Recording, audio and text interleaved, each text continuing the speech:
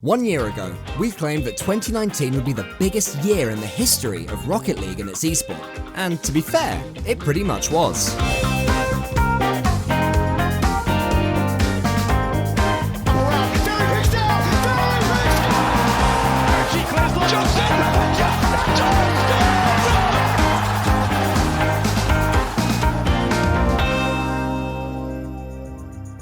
Well, call us greedy. You guys are greedy!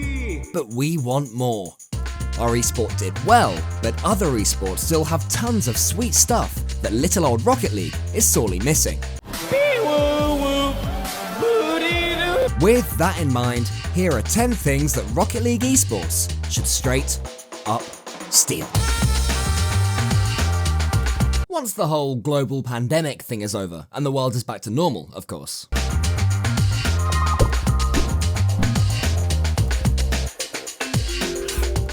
Epic, the Fortnite devs, get a lot wrong.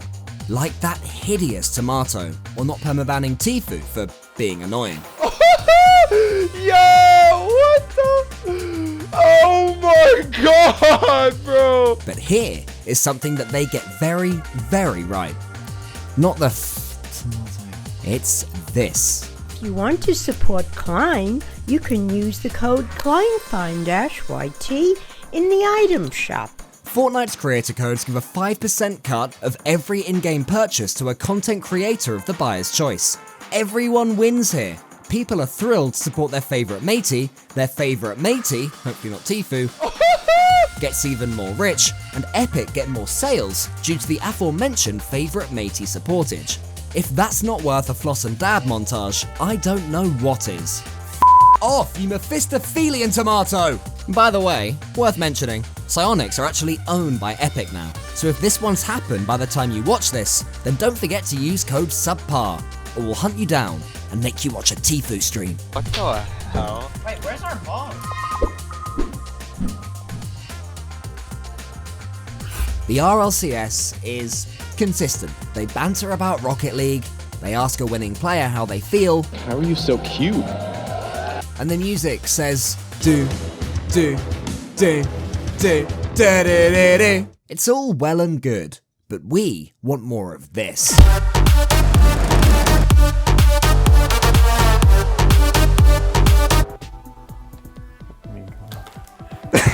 Let's face it, pro gamers can be a little bit droll. Are you prepared to be pro gamers already, or is it still sinking in? We've been practicing in a lot of scrims, and we're like just prepared for this. We're just like, we already knew So let's do what the Gfinity Elite series did. Put them in weird situations and see what happens. Why don't we get to watch Chicago being taught to tap dance, or Speed teaching Chicago how to tap dance? How about Fairy Peak eating jelly? No. For a bit more inspiration, let's check out CSGO's Blast Pro series. Stop and go. Oh, he's gone overarm. Wild. Incredibly cringe, unashamedly lame, but great at getting even the coldest of esports nerds out of their comfort zone. To be fair, the Blast Pro series in general is always one big party, and we love it. Wow. And call us cheeky for asking for even more. You're cheeky for asking for even more! But we would love them to sprinkle in some crowd interviews once LANs are back, so those of us watching on at home can get a feel for the event. Imagine hearing from these guys, or this bloke, during a tournament. Screw it, while we're on the topic, let's let teams choose their own walkout music as well. Somebody once told me the world is gonna me. Those of you lucky enough to follow the CSGO scene will have a definite spike of serotonin when I whisper these two little words. Pick-ums. Each CSGO major comes with its own in-game viewer pass, which costs about $10 or so, and has a ton of cool stuff, like Team Graffiti and Team Stickers. Both of those would be absolutely sick for Rocket League, but most fun and competitive of all are the Pick'ems. All in-game, you predict the bracket for each stage, and get rewarded depending on how well you do. If you really smash it, these rewards can even be worth more than the viewer pass itself. Or at least, that's the case with CSGO. Case. It's a f***ing briefcase, okay? If in-game goodies worth actual money won't get people watching our esport, then maybe nothing will. but we reckon that we can go even further with the in-game eSport integration.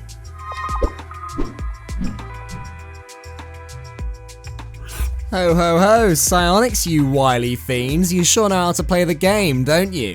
You've learned that in-game rewards during RLCS equal higher viewership figures, even if the people that tune in just want to get the latest painted cockroach topper or whatever it is that the kids care about nowadays. Anything near what CSGO has would be amazing. That gorgeous dedicated button lets you spectate pro-level matches live, skim through pro and tournament streams, check out previous results, and track upcoming events. But the main thing is the in-game Twitch overlay that pops up during majors and no doubt inflates the viewership by a cheeky few K at least. Now consider the extra sponsorship that 300,000 plus concurrent players all seeing that pop up at the same time would bring to Psyonix and the eSport.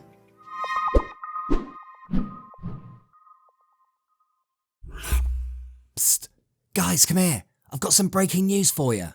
It turns out that Asia is pretty good at pro gaming. Goes the teleport, the Tian, you beauty, gets the double kill.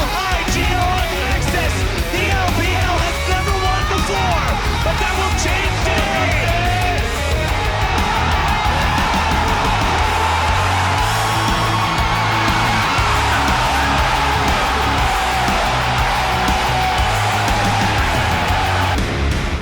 But for some reason, our eSport hates Asia. Who let the Lemonhead into the room? You are a waste of life, and you should give up.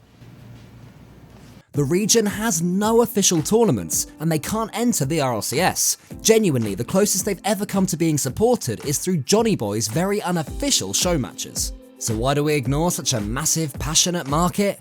Who knows? But Rocket League should follow in the footsteps of League of Legends, Street Fighter, CSGO, Dota, Smash Bros, Team Fortress 2, Blue Arcade Edition, Microsoft Excel, Minesweeper, and Farmville eSports and embracing Asia. The good news is that all this may be changing. Rocket League was going to be at the 2020 Olympics in Japan, and the country would have auto-qualified. Whilst it's a tragedy that that's no longer going ahead, let's hope it's still the start of a long and fruitful relationship between the Asian region and competitive RL. Oh man, anyone remember tournament mode from mid-2018? Yeah, or how about like that Faceit integration thingy from early 2019? Faceit, as I'm sure you're well aware, being a third-party team-based matchmaking and ranking system from the world of CSGO. Ah, those are some good times, bro. They're dead now. Okay, so with tournament mode, we're not suggesting that they go full Fortnite and add massive prize pools, but official events with small weekly prizes, like, I don't know, a tourney winner's hat or something, could be great for up-and-comers looking for experience. Wannabe casters could hop in and commentate, and pro players would have something to stream that's better than Rank 2s. Meanwhile, Faceit could do the exact same job for us that it does in CSGO, helping new teams make a name for themselves in lobbies that are actually competitive.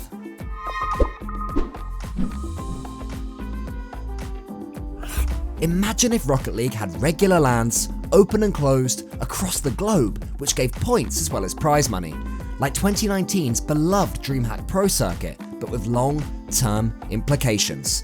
There'd be no more need for regional league play. Make enough points from the year-round circuit, you've gone and baked yourself a world's pie, baby. But wait, I hear you cry. What if Team Rocket, for example, win the RLCS one year, Yes, boys. then struggle on the open circuit the next? Nice. Don't touch.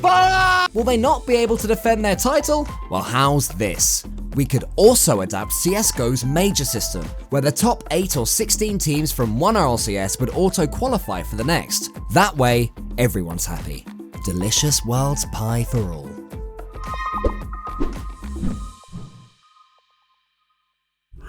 We hear ya. Our last idea, way too ambitious. Your last idea was too ambitious. So let's tone it down a bit and simply tweak the current system of regional league play and playoffs. Right now, they're all played online, apparently on special servers that are about as reliable as week-old petrol station egg crust sandwiches. He's got his finger on the pause button, just ready. He's his pause button. He's like, yep, there it is, there. what? How do you pause that there, bro? Like, what is that? Who pauses it? Like, unfortunately, as you guys know, we are having some technical issues that we can't resolve at the moment, so we'll have to move our matches to a further date. And the games are casted remotely from America. So why don't we go the League of Legends route? Weekly LANs in one location per region. Expensive? Absolutely. But can money really be an issue when Psyonix are owned by Epic? There are so many bonuses here. For a start, we Europeans will actually have something to cast. Yeah! And people like this guy, who got absolutely screwed by visa issues because America, lol, will stay in the Rocket League scene instead of inevitably and justifiably defecting to Farmville eSport. The body block fanatic destroying Tsukio. Reckless gets the turn. We praised Psyonix a boatload for last year's Renegade Cup, 4 NA and 4 EU tourneys for non-RLCS players, each giving points and cash, and then a finals at the end for the teams with the most points. A few players, Astral, Hoxer, Shock, the Peeps aka Pittsburgh Knights, even used it as a springboard for success at the highest level. We also had 4 DreamHacks, which anyone could enter, and these had open qualifiers to get your entire trip paid for. There was even an Asian team at one of them. Wow, 2019 sure was neat. And you can probably see where this is going. If you're in the bubble scene, time to settle for that job at Walmart, because things are looking quiet in 2020 and beyond. At least NA has CRL for preschoolers or whatever, because other than that, it's pretty much RLCS, RLRS, or nothing, worldwide. The good news here is that Psyonix and Johnny Boy recently teamed up for the $20,000 European Invitational, sponsored by the legend that is Civic.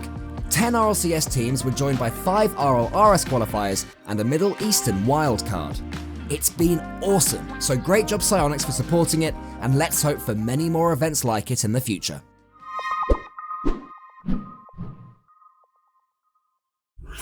Dota. $15 million, just over in fact, going the way of OT for this victory, on top of the $11 million they won last year. Rocket League. First place walking away with $200,000. The difference ain't just because Valve is richer, it's how these prize pools are funded. Psyonix do it the old-fashioned way.